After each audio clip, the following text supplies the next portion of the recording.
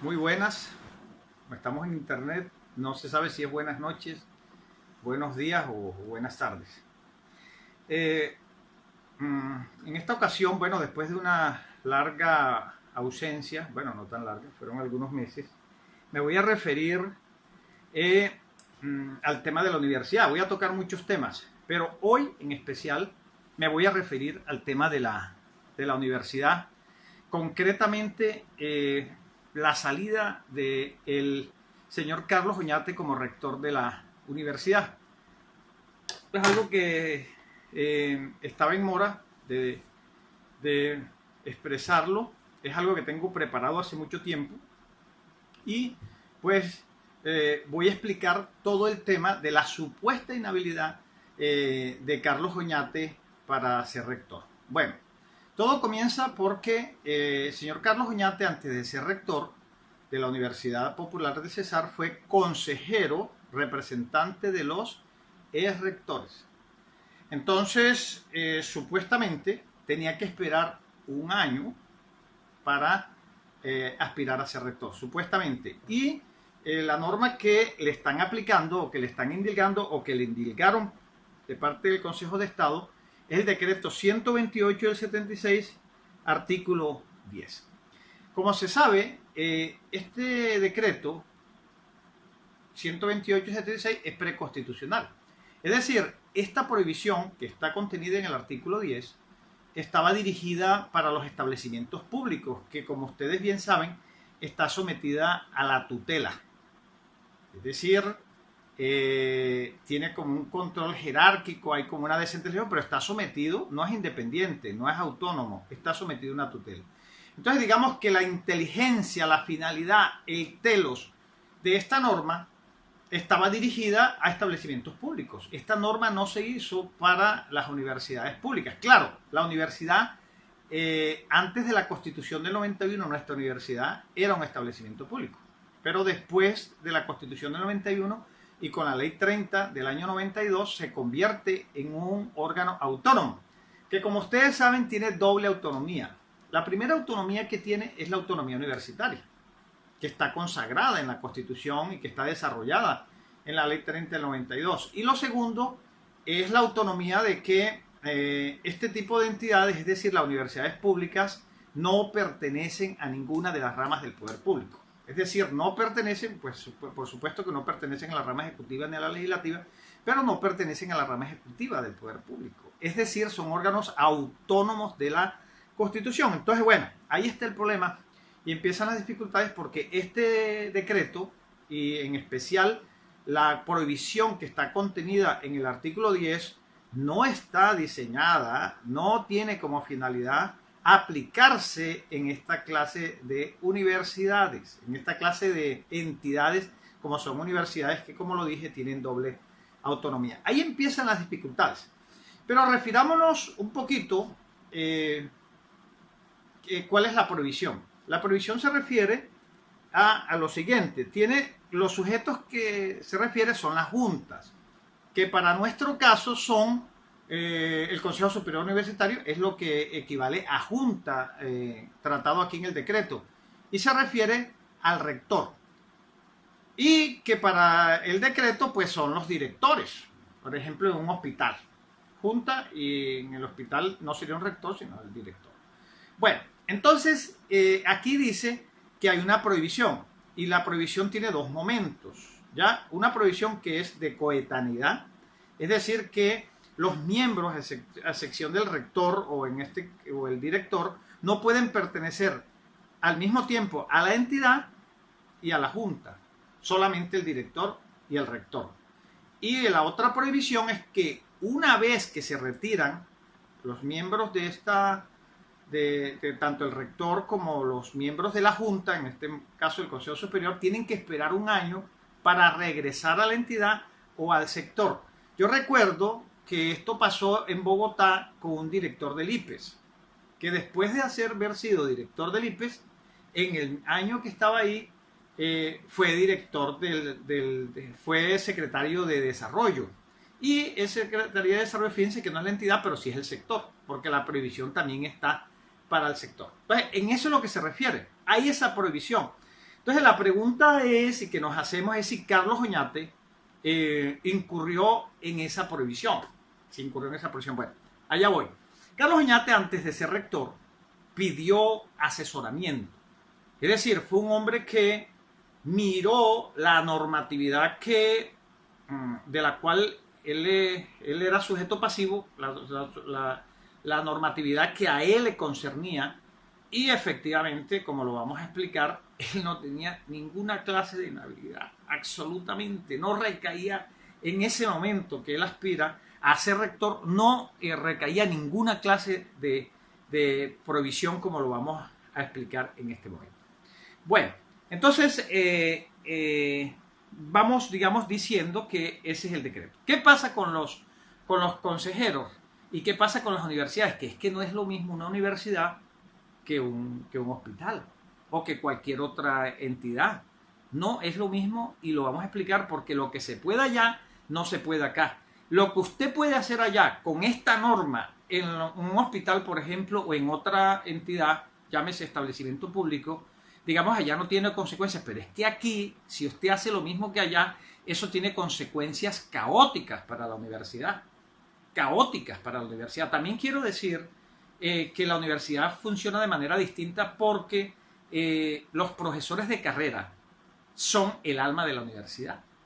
¿Ya? Ustedes pueden ver que los profesores de carrera son los rectores, no solamente en esta universidad, en la nacional, por ejemplo, son los rectores, son los decanos, son los jefes de departamento, ¿ya? Los profesores de carrera son el alma de la universidad, ¿ya? Y entonces ellos desfilan por estos cargos, tanto administrativos como académicos, en la universidad, y por eso es que se llama autonomía universitaria, y no me voy a referir ni extender mucho en eso, pero digamos que ese es el asunto. Por eso es que hay autonomía por las personas que gobiernan en la universidad. Entonces, bueno, eso por un lado. Ahora, ¿qué sucede con este decreto? Este decreto tiene aplicación en la universidad porque la misma Ley 30 lo introduce en la normativa de la universidad, porque dice en el artículo 67, que me voy a permitir leer, dice, bueno, no lo voy a leer, dice que los miembros del Consejo Superior y el rector que tengan calidad, el rector y los miembros del Consejo Superior que tengan calidad de empleados públicos están sujetos al régimen de impedimentos, inhabilidades y al decreto que está ahí. Es decir, que lo primero que tenemos que hacer cuando analizamos esto es mirar cuáles son los miembros del Consejo Superior que tienen calidad de empleados públicos. Eso es lo primero que hay que mirar. Ahora, ¿cómo sabemos eso? ¿O cómo podemos saber eso? Bueno, eso es muy, muy sencillo.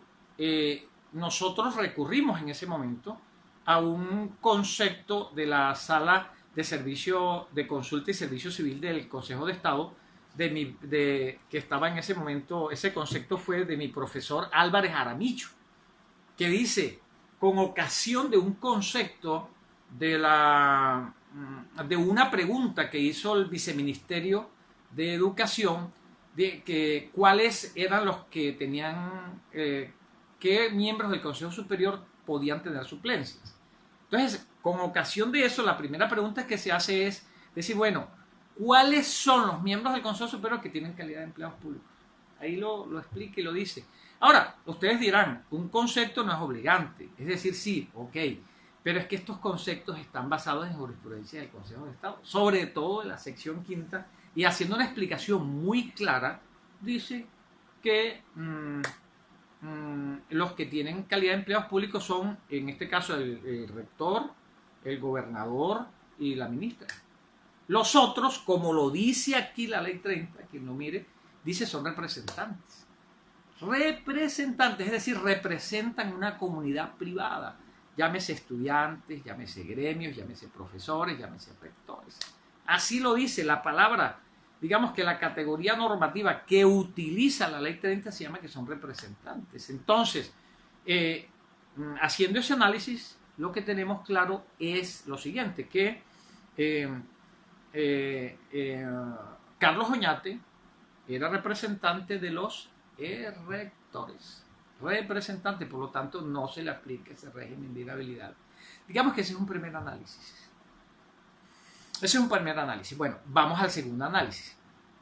El segundo análisis, que es independientemente de este, es decir, es como otra capa, ¿ya? Sin perjuicio de lo que acabamos de decir, hay otro análisis. Que es que, y aquí sí voy a leer el decreto, la prohibición, lo voy a leer, digamos, exactamente. Dice, de la prohibición de prestar los servicios profesionales. Bueno, aquí tenemos que decir que servicio profesional es servicio profesional.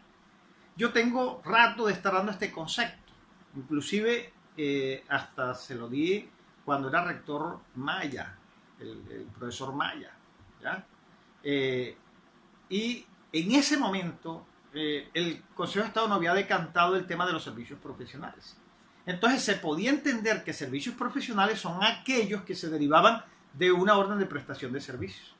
Es decir, que no se entendía por servicios profesionales en ese momento las personas vinculadas con una resolución, digamos que fueran empleados públicos. No se entendía servicios profesionales. Pero después el Consejo de Estado termina diciendo que servicios profesionales es para todos. Es decir, que incluye tanto las personas que están vinculadas por contratos civiles, es decir, por orden de prestación de servicios, como también están servicios profesionales los que están vinculados como empleados públicos. Entonces ya eso, digamos que está resuelto. Entonces aquí dice, de la prohibición de prestar servicios profesionales. Los miembros de las juntas o consejos durante el ejercicio de sus funciones, eso es la coedaneidad. Y dentro del año siguiente a su retiro, esa es la sucesividad. ¿Ya? Y los gerentes y directores dentro del periodo últimamente señalado no podrán prestar sus servicios profesionales a la entidad dentro de la cual actúa o actuaron, ni en las que haga parte del sector administrativo o aquella que pertenece. Entonces, esa es la norma. Voy a leerla ahora de corrido. Dice, los miembros de la Junta o Consejo durante el ejercicio de funciones durante el año siguiente a su retiro, ojo con la palabra retiro, y a los gerentes o directores dentro del periodo últimamente señalado no podrán prestar sus profesionales a la entidad de la cual actúa o actuaron, ni en las que haga parte del sector administrativo que pertenece. Bueno, entonces, ¿qué sucede? Como pueden ver, esta norma tiene un presupuesto para ser aplicado, es decir, es una prohibición de regresar a la entidad, ¿ya? Y ese presupuesto es el retiro. Eso no lo estoy diciendo yo porque yo me lo inventé. Es que en el momento que nosotros elaboramos el concepto para Carlos Oñate diciendo que no está inhabilitado, eso lo dice la sección quinta del Consejo de Estado en cabeza del mismo señor Yepes Barreiro, con ocasión de un fallo de la CAR, que lo voy a poner aquí para los que quieran saberlo, un fallo de la CAR, un fallo de Minercol, un fallo de la CAR Cundinamarca, un fallo de Minercol, ya varios fallos donde dice el presupuesto de aplicar esta prohibición es el retiro. ¿Qué quiere decir eso? ¿Ya? Que bueno, yo también digo, ¿qué sentido tiene prohibirle regresar al que no se ha ido de la entidad? Naturalmente, por lógica, se cae de su peso que se le prohíbe regresar a quien se retiró. Entonces, digamos que aquí el presupuesto fáctico para que se aplique esta prohibición es a quien se retiró, ¿ya? A quien no se ha retirado, y así lo dice el Consejo de Estado, en el momento en que Carlos Oñate piense en ser rector y en el momento en que Carlos Oñate lo eligen como rector, esa era la situación. Entonces, ¿qué sucede con él? Él, como todos los profesores, porque no solamente Carlos Oñate, miren, Moisés Wasserman, todos los rectores de la Universidad Nacional son profesores de carrera, ¿ya? Y esos profesores de carrera, o aquí dentro de la misma universidad, es distinto si se trata de Roberto Daza, el mismo Enrique Mesa, Carlos Oñate, o si se trata de Jesualdo Hernández, o si se trata del profesor Guillermo Botero. Como pueden ver, Jesualdo Hernández se le aplica la norma. ¿Por qué? Porque él no es un profesor de carrera. Entonces, siendo rector, una vez que se retira, tiene que esperar un año para regresar. Lo mismo, pero no es lo mismo con Roberto Daza. No es lo mismo con los profesores de carrera, porque los profesores de carrera dejan de ser rectores y terminan y llegan otra vez a ser profesores. Ahora, digo yo, esto desde el punto de vista político sí tiene diferencia. Es decir, cuando hablamos de servicios profesionales, ¿qué diferencia hay de acuerdo a la jurisprudencia lo que he dicho en la jurisprudencia, prohibición de prestar servicios profesionales. ¿Qué diferencia hay entre ser rector y ser profesor? Es lo mismo. A la luz de lo que ha dicho la jurisprudencia, ser profesor y ser rector es exactamente lo mismo. Entonces, ¿qué pasa? Cuando usted llega y es miembro del Consejo Superior y usted se retira del Consejo Superior, ¿ya? Y en la entidad sigue siendo profesor, eso no hay problema, no hay dificultad. ¿Ya? Nadie dice que usted está inhabilitado, nadie dice que se le aplica la prohibición. El problema es que usted quiera ser rector. Claro, eso sí lo entendemos, porque hay móviles políticos, intereses políticos. Digamos que hay una diferencia, pero desde el punto de vista jurídico, normativo, ¿cuál es la diferencia? No hay absolutamente ninguna diferencia. Entonces, ¿qué es lo que pasó con Carlos Oñate? Se retira del Consejo Superior, pero sigue siendo profesor. Es decir, esta norma no le es aplicable porque no se retira de la entidad. Y en el momento, y por eso no vulneró ninguna norma, ¿ya? Porque en el momento que él sopesa, que él analiza su expectativa, y por eso es que tiene confianza legítima, que él analiza, quiero ser rector, tengo alguna inhabilidad, tengo alguna provisión para ser rector, no tiene ninguna, porque el mismo Consejo de Estado dice que el presupuesto para aplicar esta prohibición que después le aplicaron es esa, el retiro, y él no se retiró de la entidad. Entonces, como pueden ver. Bueno, faltan dos cositas. Lo que hizo el Consejo de Estado y las consecuencias de lo que hizo el Consejo de Estado, porque es que el Consejo de Estado se equivocó. Y aquí somos amigos de, ¿cómo es que dice? Soy amigo de Platón, pero soy más amigo de la verdad. ¿Ya? Y aquí tenemos que ir con la verdad. Entonces, ¿qué es lo que sucede con el Consejo de Estado? El Consejo de Estado, digamos, esto discurría pacíficamente porque usted puede aplicar esta norma sin ningún problema en un establecimiento público. Lo puede aplicar sin ningún problema, inclusive yo no sé si en la CAR, lo puede aplicar sin ningún problema en un hospital. Pero ¿cuál es el problema con la universidad? De entrada, en la provisión de coetanidad tenemos el profesor. El profesor que está en el Consejo Superior por necesidad. Es decir, por un tema constitutivo, estructural de la misma norma, tiene que pertenecer a la entidad y a la junta porque es el profesor. El miembro de las directivas académicas, naturalmente que pertenece a la entidad y pertenece a la junta, es decir, al Consejo Superior. La mayoría de los profesores, e inclusive en este momento, el representante de los rectores es profesor y hace parte de la... Ya, eso estaba resuelto con el tema de la naturaleza de los consejeros. Dice, un momentico, si estos consejeros son representantes, a pesar de que sean empleados públicos, por el hecho de pertenecer acá, no vienen como empleados públicos, vienen como representantes de una comunidad. Un tema democrático, un tema de representación. No tiene nada que ver con su calidad de empleado público, sino que vienen en representación de una comunidad y el Consejo de Estado en la sección quinta, tengo 30 jurisprudencias que dicen porque el solo hecho de pertenecer al Consejo Superior no se es empleado público. Usted es empleado público allá, es como un estudiante que sea juez y esté estudiando contaduría. Y resulta que lo eligen como representante de los estudiantes ante el Consejo Superior porque lo vamos a considerar empleado público. ¿Ya? No lo podemos considerar empleado público porque él está ahí es como representante de los estudiantes, por Dios. Entonces, bueno, el Consejo de Estado dijo que no, que él era empleado público y como es empleado público, entonces, bueno, se le considera empleado público. Pero aún así, vuelvo y repito, no se le aplica porque con los profesores de carrera hay esta cuestión y entonces sería complicado. Entonces, el Consejo de Estado, digamos que hace una cosa muy complicada. ¿Cuál es lo que hace complicado el Consejo de Estado? Mire, los cambios de jurisprudencia existen. Se dinamiza el derecho vivo, los presupuestos cambian. Finalmente, los salvamentos de voto terminan convirtiéndose en jurisprudencia. Y uno entiende eso, y hay la autonomía, y hay la independencia y la imparcialidad de los jueces, y uno entiende eso. Y por eso es que es distinto, digamos, el precedente judicial para los funcionarios administrativos que para los funcionarios judiciales. Digamos que lo que dice la Corte Constitucional es obligatorio para un funcionario que no puede interpretar. Tiene que, es como dijo la Corte. Dice que entre la Constitución y lo que dice la Corte no cabe ni una hoja de papel y listo. El funcionario administrativo tiene que obedecer y es vinculante para los funcionarios administrativos. Mientras que para los funcionarios judiciales sí se pueden apartar argumentando. Sí se pueden apartar de lo que dice la Corte. Pero bueno, aquí viene el tema de lo que la Corte hizo con el tema del presente jurisprudencial. Resulta que el Consejo de Estado, sección quinta, sí pudo cambiar de jurisprudencia y decir, es que nosotros sobre este tema pensamos lo siguiente y hay cambio de jurisprudencia. Inclusive si lo hubiera hecho así, Carlos Oñate no tuviera ningún problema de vulneración de normas porque lo ampara la confianza legítima.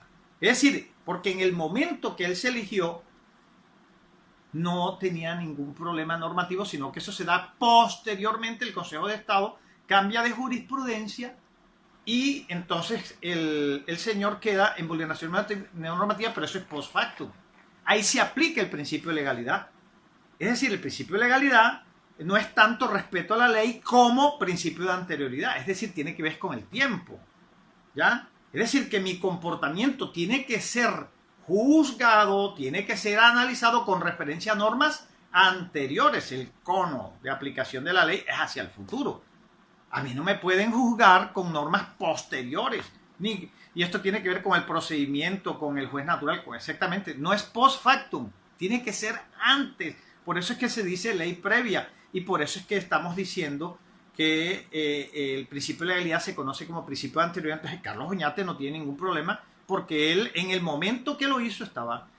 Y el cambio que se dio y que lo pone en situación de vulneración se dio posteriormente a su comportamiento. Es decir, eso fue algo post factum. Pero lo que quiero decir es que el Consejo de Estado no procedió así. Entonces, con mucho mayor razón, Carlos no tiene ninguna dificultad ni tiene ningún problema. Porque es que el Consejo de Estado procedió a cambiar su jurisprudencia sin mencionar el cambio, sin mencionar el extremo que termina modificado, no lo dijo. Es decir, el Consejo de Estado antes decía, mire, para aplicar el artículo 10, la prohibición contenida en el artículo 10 del decreto 128/76 tiene que operar el retiro. Y lo dice en múltiples jurisprudencias. ¿Ya? Posteriormente cambió de opinión, pero sin decir nada. No menciona absolutamente nada. Entonces, es un cambio de jurisprudencia, pero yo no sé hasta qué punto es un cambio de jurisprudencia de acuerdo a las normas, los parámetros que tiene el Consejo de Estado para eso. Bueno, por último me tocaría tratar el tema de qué pasaría con la subregla que se deriva de lo que ha dicho el Consejo de Estado con este juicio de Carlos Oñate y donde le declaran nula su elección. ¿Qué pasa con eso? Bueno, nosotros los costeños decimos que es un arroz con mango. Sería como un sancocho. Queda como un sancocho, queda como un problema porque, como yo lo dije al principio, no es lo mismo aplicar este decreto en un hospital que en la universidad. Porque es que esta universidad estaba resguardada, la aplicación con decir, mire, la naturaleza de estos señores que son representantes. Entonces no hay lío, porque son representantes, entonces no se le aplica el artículo 67 y la mayoría de los estatutos universitarios lo incorporan, digamos, exactamente el artículo 67. Entonces, bueno, es la naturaleza. Pero también estaba protegido por, digamos, la caída en el absurdo, porque esto es, digamos, un argumento de reducción al absurdo, que si nosotros aplicamos la subregla que se deriva de ese fallo que le aplicaron a Carlos Oñate, entonces eso se vuelve un caos en la universidad. Se vuelve un caos. ¿Ya? Porque entonces, ¿cómo hacemos con los... No hablamos de los rectores de aquí. No, ¿cómo hacemos con los rectores de la Universidad Nacional? Que son profesores de carrera. Entonces, cuando se retiran, tienen que esperar un año para regresar a la entidad. Entonces pierden los derechos de carrera. ¿Qué hacemos con el representante de las directivas? Tiene que esperar un año. O está discriminando, entonces no pueden ser los profesores de carrera, sino que son los catedráticos. Entonces no son los profesores de carrera. ¿Ya? Entonces, eso, la aplicación, ¿qué hacemos con los que son actuales? En este momento están incurriendo en el decreto, en la prohibición del decreto, artículo 10 del decreto 128. Los que están actuales en el Consejo Superior. ¿Ya? Entonces, ¿qué hacemos? Están incurriendo, en el momento están incurriendo y van a incurrir cuando se retiren. Entonces, simplemente por el argumento de reducción al absurdo, vemos que esta norma es inaplicable, que el Consejo de Estado se equivocó, así de sencillo en este punto. Entonces yo quería, digamos, como hacer claridad sobre este tema y les agradezco muchísimo la atención. Muchas gracias.